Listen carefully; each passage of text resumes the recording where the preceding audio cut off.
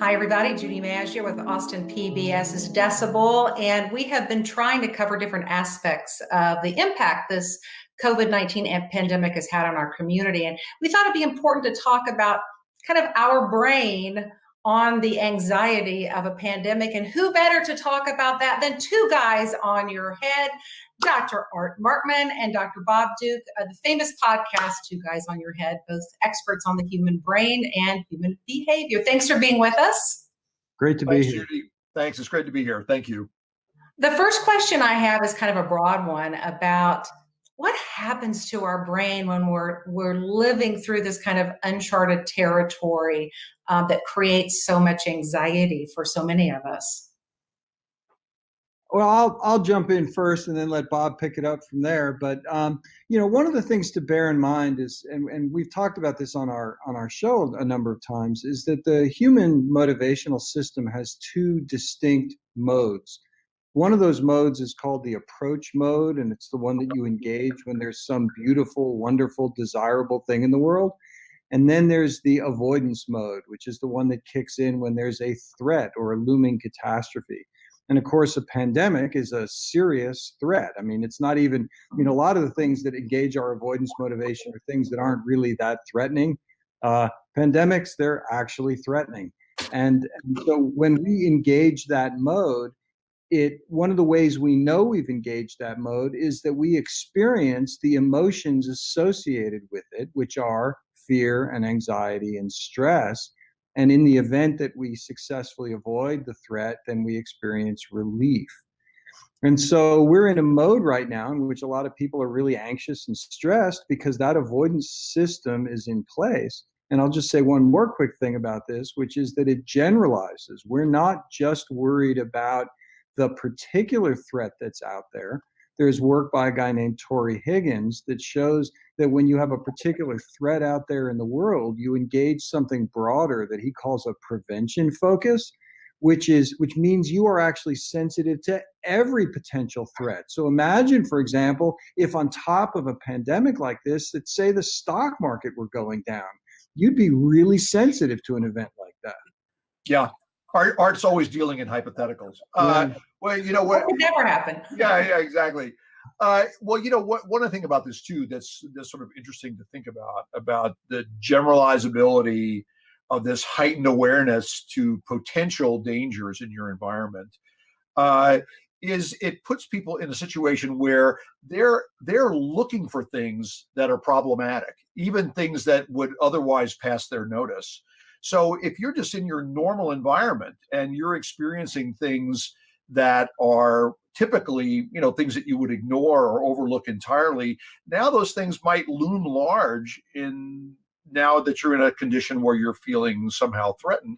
The other thing I think is interesting to talk about this is how differently this affects different people. As we all know, just I'm sure even among our own acquaintances, there are some people who are very frightened by this, understandably so, often because of health concerns or that kind of thing. And there are other people who seem quite cavalier about the whole thing. And it's not just differences in the kinds of information they have. It's that, for many of us, especially many of us living here in the United States and living in a city like Austin, where the pandemic has not really affected us in a dramatic way in terms of seeing people, sick all over the place. For many people, it's just hard to imagine that this could be that terrible because there aren't obvious indicators that we would typically look to. We don't typically see a lot of people, calling in sick or seeing our family members get sick and that kind of thing. That hasn't happened yet. Now, every expectation is that will happen in the future. So it's interesting right now that some people are very willing to say, look, I see some impending crisis here and I'm worried about it now. Whereas other people, the worry's not going to really kick in until there are some more obvious signs that this is really a serious problem. Some of us take a lot of reassurance that we have this routine in our lives, that we know we're going to get up and walk the dog and drive to work and have lunch.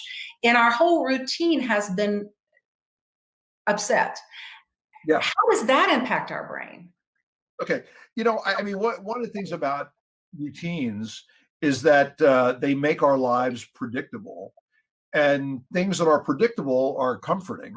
Things that are unpredictable are unsettling. Now, if it's unpredictable, like you're watching a scary movie and you know it's a movie, then that's kind of fun. But if it's unpredictable about life circumstances that you've come to expect and sometimes come to depend on, well, then it's anything but fun, because now you're unable to anticipate what's likely to happen. And especially when, news reports are coming from many different sources and sometimes they don't coincide, and there are all kinds of things kind of coming at you. So all that predictability of knowing what this afternoon is going to be like, let alone knowing what tomorrow or next week is going to be like, that's in many ways quite unsettling. And on top of it being just generally unsettling, I think we're in a situation too where this kind of unpredictability has potentially serious consequences for people. So even though in Austin, Texas, we aren't seeing a lot of people with the virus yet, we are seeing a lot of people out of work. We are seeing a lot of people in the service industry who've lost their jobs, who are trying to figure out how they're going to make ends meet. And there are a lot of people who are on edge, not sure, they might have a job today, but they're not sure they're going to have a job tomorrow. And that kind of uncertainty is particularly difficult because it comes with a complete lack of agency. There's no action you can take that's going to make that better. For many people, whether you have a job tomorrow or next week is not something that you are in control of at the moment. It has to do with factors out of your control, and that creates a tremendous amount of anxiety for people. It makes it you can actually create a kind of learned helplessness from this, where you don't really care about anything now because you feel like there's nothing you can do about it. So this is a particularly difficult kind of uncertainty for people to deal with. Mm-hmm. When we talk about dealing with it, I guess everybody has their various ways they cope with stress, but what are some general things that we can do to try to calm down, to try to get rid of some of that anxiety that we're all feeling? Right. Well, I mean, keeping with the idea of routines, I mean, for those aspects of your life that can be maintained, I mean, that you're actually able to continue to do, I think we should continue to do those things, because that provides some stability and regularity in terms of our routine. But also, I think, what happens in sort of stressful times, people react in different ways, of course, but some people gather with other people either online or on the phone or in person and sort of talk about how terrible things are. And while, it's important to be able to express concerns to other people and to be empathetic to other people who are expressing their concerns, I mean, one can get into quite a cycle of just talking about how terrible everything is, which is not productive at all. And I'll bring up something that Art mentioned a minute ago about a sense of agency. Being able to do something is a really good feeling for a human being, even if that something doesn't obviously make the situation better in some discernible way, like, buying 28 rolls of toilet paper. But I mean, just doing something that makes you feel like you can take action and you actually can affect the world around you is a good thing. And the other thing I want to say about just social interactions is, unfortunately, many times people who are anxious or stressed tend to isolate themselves because they think, well, I'm not feeling very happy and I'm kind of worried about this, so I don't want to talk to anybody about it. That's a mistake. I think it's really important that people keep in contact with other people, with friends and relatives, and make sure that you're just reassuring everybody that, as difficult and as unpredictable as this is, that we're going to get through it in some way. There's a couple of other things too. So one of them is that, as we mentioned earlier, this type of threat engages this kind of avoidance motivation. But we have an opportunity here also to engage in some beautiful, wonderful, desirable activities. We have a chance to hang out with pets that we may not be able to see all the time. I see there's a dog in the background there. Yeah, that's Ruthie. and family members that we may not get to spend that much time with. And so taking an opportunity to create a desirable moments of pursuing something fun, teaching a child a favorite hobby of yours, or just sitting and doing a puzzle. These are wonderful activities that actually can engage some of that approach motivation, and those two motivational systems, they're sort of incompatible with each other, which means that if you find a way to do some wonderful, beautiful, desirable things for at least a while, you can push away some of that anxiety and stress. So I think that's one of the things that we want to keep in mind. And then the other is, there is a tendency, I think, to hunker down a little bit in ways that then lead you, for example, to stop moving around.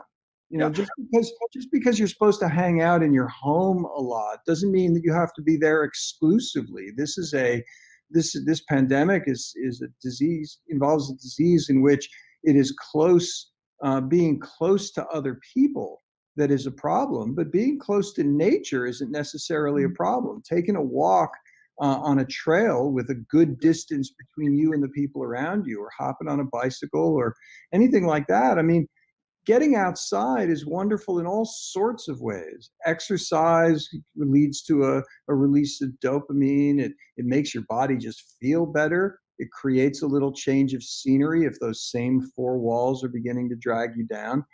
So, in a lot of ways, making sure that you take care of your body is really important, because I think a lot of people forget that we're creatures. We're not just brains inside of some kind of vat.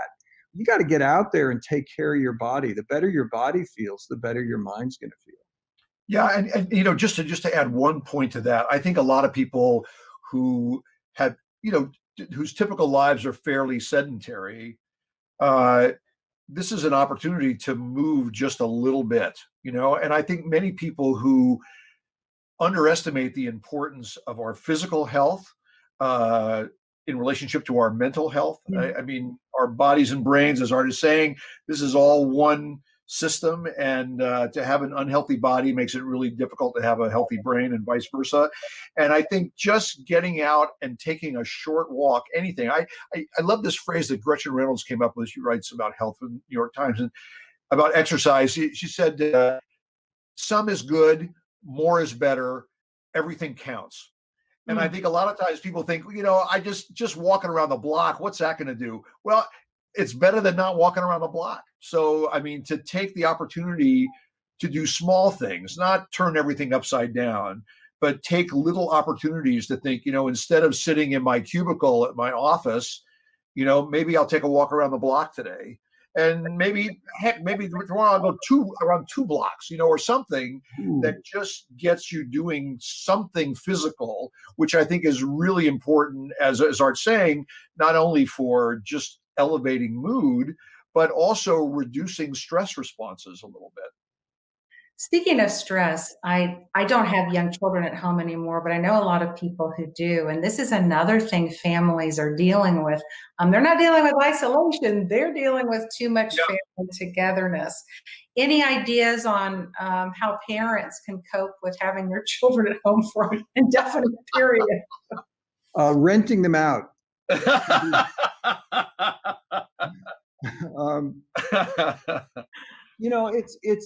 It's really hard, and anyone who's ever been a parent, has both fond memories of having younger children at home, and also a tremendous amount of relief that they're past that stage. It's hard. I mean, and kids don't necessarily completely understand why their routine has been constrained, and you can give them reasons, and they sort of internalize that, but they still much rather be out being engaged in doing a lot of things. So, I think one of the most important things to do is to find goals that you can pursue together with your kid, and I think this is particularly hard because a lot of us are trying to work while at the same time being at home. And, I think one of the things we have to recognize is that if you have kids at home, you're just not going to be as productive as you would have been if you'd been in your office. So see if you can find a way to spend some amount of time creating a common goal with your kids where you and your kids are engaged in the same activity, even if that activity is cleaning out the pantry, right? Yeah. It's, if you're all doing it, it's still a joint activity, and you can actually create wonderful moments with that.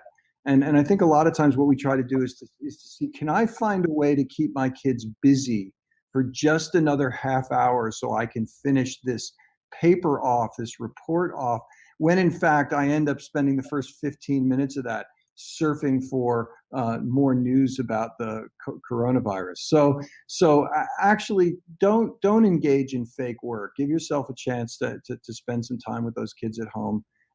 Enjoy that time, and if you're a little bit less productive, well, frankly, I think everybody's a little bit less productive this week. Yeah, and that brings up another important point too, and that is not trying to maintain, whether it's levels of productivity or whatever, when we know things are going to have to change. All of us are naturally, understandably resistant to change.